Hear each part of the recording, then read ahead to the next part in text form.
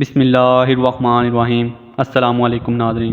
حضرت علی نے فرمایا، جو شخص بے بسی کے وقت 5 بار یا ربنا کہے، اللہ پاک سے جو دعا مانگتا ہے وہ عطا کرتا ہے۔ جو کا پانی پی لیا کرو، ہڈیاں مضبوط ہو جاتی ہیں۔ ہری سبزیوں کے استعمال سے ڈپریشن کے مرض میں 50% تک کمی لائی جا سکتی ہے۔ دن میں 5 بار سیڑھیوں پر ضرور چڑھیں اور اتریں۔ رات کے کھانے کے بعد آدھا گھنٹہ واک ضرور کریں۔ دار میں درد ہونے لگے تو روٹی پر لونگ کا تیل لگا کر دار پر رکھ دو، آرام آ جائے گا۔ جو کا دلیا بنا کر کھا لیا کرو، اس سے دماغ کی کمزوری دور ہو جائے گی۔ نہار منہ کھجور کے اوپر شہد لگا کر کھانے سے قد بڑھنے لگتا ہے۔ اگر کھانا بناتے وقت آئل کی جگہ سرسوں کا تیل شامل کیا جائے تو شوگر کنٹرول میں رہے گی۔ شوگر کے لیے پانی ہمیشہ مٹی کے کٹورے میں پئیں۔